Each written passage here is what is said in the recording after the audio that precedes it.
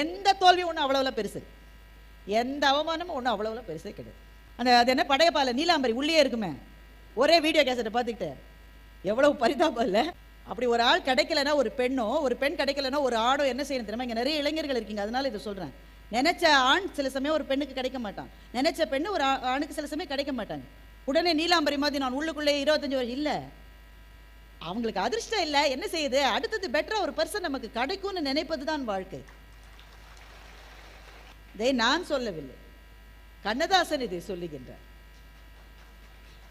காதலித்தாள் மாறிவிட்டாள் வாழ்வு என்ன ஆகும்னு அவன் கேட்கிறான். காதலித்தாள் மாறிவிட்டாள் வாழ்வு என்ன ஆகும்? அந்த பெண் பதில் சொல்றா, அன்பு காட்டுகின்ற வேறிடத்தில் காதல் உண்டாகும்னு அவன் சொல்றான். உடனே இவன் கேட்கிறான், வருவதெல்லாம் காதலித்தால் வாழ்வு என்ன ஆகும்? ஒவ்வொருத்தரும் வர வர காதலிக்க முடியுமா? வருவதெல்லாம் காதலித்தால் வாழ்வு என்ன ஆகும்? அதுக்கு அவ பதில் சொல்றா, தன் வாழ்க்கையே காதலித்தால் நிலைமை நன்றாகும்னு அவ சொல்றான். வாழ்க்கையே காதலிப்பது அதுதான் அவங்கள்ட்ட சொன்னேன். எவ்வளவு நாள் நீ உள்ளே இருக்க போறீங்க? உள்ளே இருக்க போறீங்க 10 வருஷம் இருப்பீங்களா? 25 வருஷம் இருக்க போறீங்களா? வெளியில வர மாட்டீங்களா? எனக்கு என்ன செய்யுதுன்னு தெரியல, வெளியில வந்தா எல்லாரும் என்னையே பாக்குறாங்க, அப்படியே தலையை குனிஞ்சு அப்படியே இந்த பூமியிலே புதஞ்சு. நான் சொன்னேன், நீங்க ஒன்னே ஒன்று தான் செய்யணும். என்ன செய்யணும்? நல்ல தலையை நிமிர்ந்து தைரியமா போல்டா தெருவில் நடந்து போங்க. இது ஒண்ணுதான் நீங்க செய்யணும். அப்ப எல்லாரும் என்னை பார்த்து சிரிக்க மாட்டேன், சிரிக்கட்டும். சிரிச்சவனை பார்த்து நீங்க கேளுங்க, என்னப்பா என் பேரை எவனோ ஒருத்த எழுதிட்டான்றதுக்காக நான் தீ குளிச்சிடணுமா? நான் ஜெயிலே இருக்கணுமா?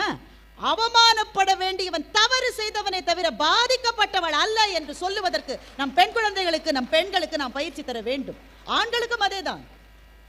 யார் அவமானப்பட வேண்டும்? எது அறமற்றதோ அந்த அறமற்றதை செய்தவன் அவமானப்பட வேண்டுமே தவிர பாதிக்கப்பட்டவர்கள் அவமானப்பட வேண்டுமா என்ன?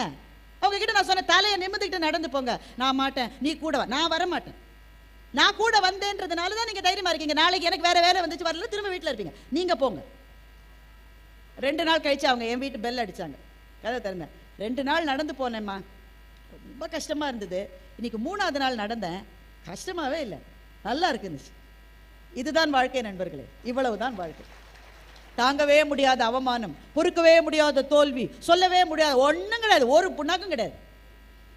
அடுத்த வேலையை பார்த்துட்டு போயிட்டே இருங்க பாஸ், அவ்வளவுதான் வாழ்க்கை.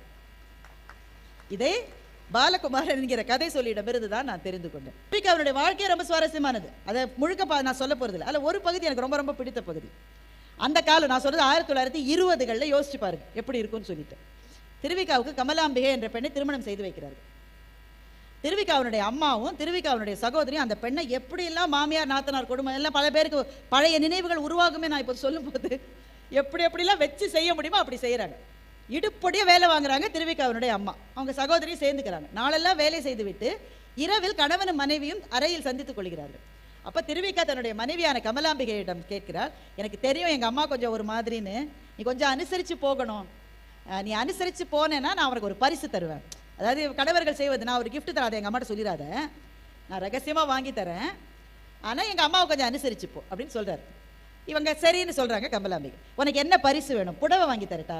நல்ல ஜரிகை போட்ட நல்ல பட்டு சேலை வேண்டாம்.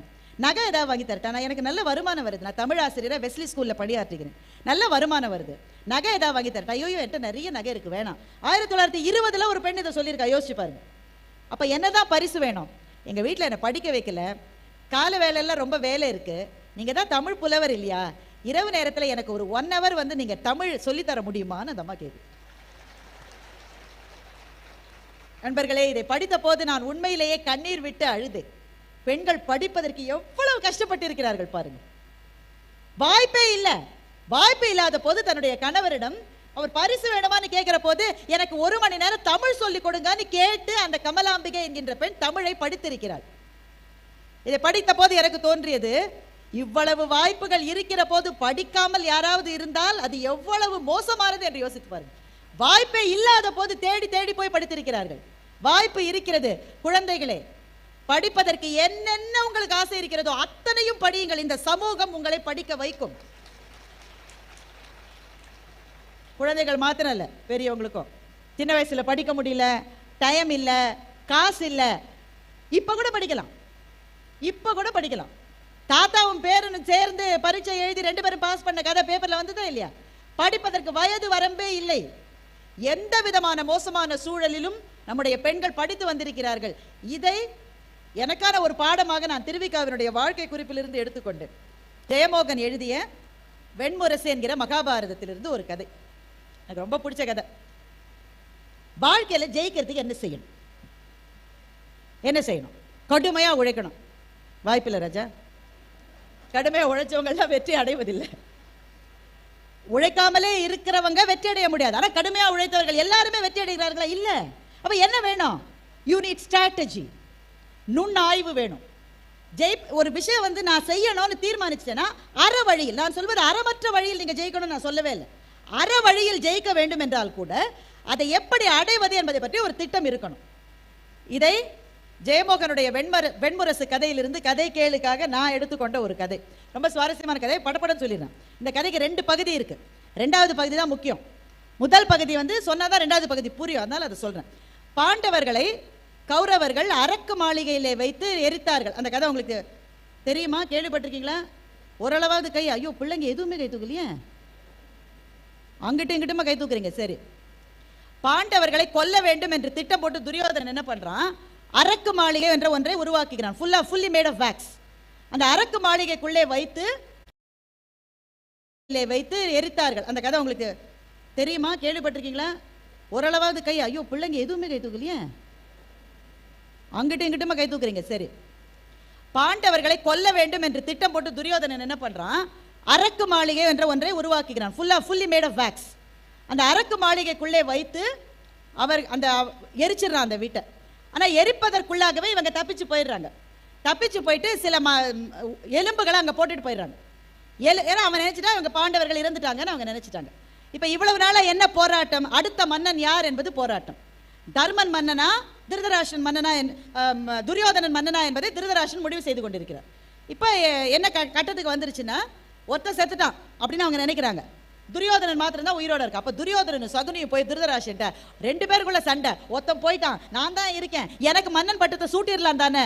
அவர் வேற வழி இல்லாம தருமன் உயிரோடு இல்லை என்று கேள்விப்படுவதால் நாளைக்கு உனக்கு பட்டம் சூட்டுவதற்கு அமைச்சரவையில் ஒரு அமைச்சரவையில் முடிவெடுத்துட்டு அதான் ஃபைனல், மாற்ற முடியாது, அமைச்சரவையில் முடிவெடுக்கலாம் சொல்லிட்டார். இதுக்குள்ள பாண்டவர்கள் மறைவா இருக்காங்க. மறைவா இருக்கிற பீமன் வந்து சும்மா இல்லாம பகாசுரனை கொன்னுறான். பகாசுரன் ஒரு பெரிய அரக்கன். பீமன் வந்து அவனை கொன்னுறான். கிருஷ்ணர் என்ன பண்றாரு? தன்னுடைய அண்ணனான பலராமன்ட்ட போய், உங்க மாணவன் தானே பகாசுரன்றார். ஆமா, அவன் என்னுடைய மாணவன். எனக்கு 2 மாணவர்கள் தான், ஒருத்தன் துரியோதனன், ஒருத்தன் பகாசுரன், 2 பேரும் என்னுடைய மாணவர்கள். உங்க மாணவன் பகாசுரனை யாரோ கொன்னுட்டாங்க. அப்ப துரியோதனன் தான் கொண்டு இருக்கணும். ஒன்னு துரியோதனன் கொல்ல முடியும், இல்ல பீமன் கொல்ல முடியும். பீமன் ஏற்கனவே செத்துட்டான், ஆனால் துரியோதனன் தான் கொண்டு இருக்க வேண்டும்னு பலராமர் சொல்றார். அது போய் நியாயம் கேளுங்கன்னு அனுப்பிச்சு விடுறார். இங்க இதுதான் முதல் பகுதி. இது 2வது பகுதி வரை இதுதான் முக்கியம். அரசவையில எல்லாரும் சேர்ந்து கிட்டத்தட்ட கிரீடத்தை இவன் தலையில வச்சுட்டாங்க. கிட்டத்தட்ட கிரீடம் உட்கார போகுது துரியோதனன் தலையில. அப்போ ஒரு சேவகன் வந்து சொல்லுகிறான், பலராமர் உள்ளே வருகிறார், இந்த நேரத்தில் யாரும் வரக்கூடாது. அவர் அதெல்லாம் கேட்குற ஆளு கிடையாது, உடச்சு தள்ளிட்டு உள்ள வந்துட்டாரு. எனக்கு ஒரு உண்மை தெரிஞ்சாகணும்னு ஒரு படத்துல சொல்லுவாங்க, எனக்கு நீதி தெரிஞ்சாகணும். என்ன நீதி? பகாசுரன் இறந்து விட்டான். அப்படி எல்லாரும் பேசுகிறார். பகாசுரனை கொல்லுவதற்கு 3 பேரால் தான் முடியும். என்னால் முடியும், ஆனால் நான் செய்ய மாட்டேன், நான் அவனுடைய ஆசிரியர். பீமனால் முடியும், ஆனால் பீமன் இறந்து விட்டான். அப்ப பாக்கி இருக்கிறது துரியோதனன் மாத்திரம்தான். துரியோதனா, நீ பகாசுரனை கொன்றாயான்னு பலராமர் கேட்கிறார். துரியோதனனுக்கு வேற வழியில் இப்ப எழுந்து, ஆசிரியரே, என் தாய் மீது ஆணையாக சொல்லுகிறேன், இந்த அரண்மனையை விட்டு நான் வெளியே வந்து 1 வருடம் ஆகிவிட்டது, பகாசுரனை நான் கொல்லவில்லை அப்படின்னு துரியோதனன் ஒத்துக்கிறான். அப்போது யார் கொன்றிருக்க முடியும் அப்படின்னு அவர் யோசிக்கும் போது அமைச்சரான விதுரர் எழுந்து சொல்லுகிறார், அப்படி என்றால் பீமன் தான் கொன்றிருக்க வேண்டும் அப்படின்றார். உடனே திருதராஷ்டிரர் சொல்றான், பீமன் அப்போ உயிரோடு எங்கேயோ இருக்கான். பீமன் உயிரோட இருக்கானா? தருமன் உயிரோட இருக்கான். தருமன் உயிரோட இருக்கானா? இப்போ உனக்கு முடி சூட்ட முடியாது, எல்லாம் கேன்சல் சொல்லிட்டு போயிடுறாரு. அரும்பாடுபட்டு இந்த நிலைமைக்கு கொண்டு வந்த சகுனி அப்படியே பார்க்கிறாரு. அங்கே பேசியது 3 பேர். ஒன்று பலராமர், இன்னொன்று துரியோதனன், 3வது விதுரர். சகுனி பார்க்கிறாரு, இந்த 3 பேரினுடைய வசனங்களையும் எங்கே இருந்தோ ஒருத்தன் எழுதி இருக்கிறான், அவனுடைய வசனங்களைத்தான் நாங்கள் பேசுகிறோம் என்று தெரியாமலேயே இந்த 3 பேரும் இந்த நாடகத்தை நடத்தி இருக்கிறார்கள் என்று விதுரன் எங்கேயோ இருந்து சிரித்துக் கொண்டிருந்த கண்ணனை நினைத்தான் என்று ஜெயமோகன் அந்த கதையிலே எழுதுகிறார். இதுல நம்ம தெரிஞ்சுக்க வேண்டிய பாடம் என்னன்னு கேட்குறீங்களா? எல்லா நேரமும் நாமே சண்டைக்கு போகக்கூடாது, அதுதான் பாடம். சில பேர் எல்லா நேரமும் சண்டைக்கு போவாங்க. ஒரு சிங்கம் என்ன பண்ணிச்சான், நதியில் வெள்ளம், மழை வந்து நதியில் வெள்ளம் வந்துச்சு. சிங்கம் வந்து நதியை கடந்து போகணும், கடக்க முடியல. கோவத்துல நதியை போட்டு போட்டு அடிச்சுது சிங்கம். அந்த நதி சொல்லிச்சா, உனக்கு அறிவு இருக்க? Just like you are a lion, I am a river. என் வேலையை நான் செய்கிறேன், ஓ வேலையை நீ செய்ய. என் மேலே ஏன் கோவப்படுற நீ? உனக்கு எனக்கு ஏதாவது பகையா? சிங்கம் யோசிச்சுது. கொஞ்சம் தூரம் கழிச்சு அந்த நதி அப்படியே வளைந்து போவதை பார்த்தது. அந்த வளைவினூடாகவே போய் சிங்கம் அடுத்த கரைக்கு போயிருச்சு. இப்படித்தான் வாழ்க்கையில் எல்லா நேரமும் எல்லாத்தையும் சண்டைக்கு போகணும்னு அர்த்தம் இல்லை. சண்டைக்கு போவதற்கு ஒரு காலம் இருக்கிறது, ஒரு நேரம் இருக்கிறது. அது வரும் வரையில் நீங்கள் காத்திருக்கத்தான் வேண்டும். என்னையா அப்படி சொன்னா இன்னும் உடனே அருவாளோட போய் நிற்காதீங்க. அவன் 10 பேரோட இருந்தாலும் உங்களை கீழே தள்ளிடுவான். காத்துருங்க, பொறுமையா இருங்க. இந்த ஸ்னூக்கர்னு ஒரு விளையாட்டு இருக்கு, கேள்விப்பட்டிருக்கீங்களா? பில்லியர்ட் ஸ்னூக்கர்னு 2 விளையாட்டு இருக்கு. இந்த ஸ்னூக்கர் விளையாட்டில் வெற்றியாளர்கள் என்ன பண்ணுவாங்கன்னா, ஒரு பந்தை குழிக்குள்ள தள்ளணும்னா அந்த பந்தை அடிக்க மாட்டான், அது பக்கத்தில் இருக்கிற இன்னொரு பந்தை அடிப்பான். அது போய் இந்த பந்து மேலே பட்டு இது உள்ள விழும். அப்படித்தான் நீங்க யாரையாவது சண்டை போடணும்னா நீங்களே தான் போகணும்னு இல்லை, அதுக்குன்னு இன்னொருத்தரை நேர்ந்து விடுறதுக்கும் வாழ்க்கையில ஒரு வாய்ப்பு இருக்கு. This is what is called a strategy. நுண்ணாய்வியல் இதெல்லாம் எங்களுக்கு வேண்டாம். எப்போதும் நேர்மையின் வழிவில் அது நடக்காது. உலகத்தில் பிராக்டிக்கலா இருக்கணும். Life is not fair, life is not fair. அதனால அறத்தோடு இருக்க வேண்டும். அதே சமயத்தில் நாம் வெற்றி பெறுவதற்கான வாய்ப்புகளை நாம் உருவாக்கி கொண்டே இருக்க வேண்டும். இதை ஜெயமோகனனுடைய வெண்முரசு என்ற கதையிலிருந்து தான் நான் தெரிந்து கொண்டேன்.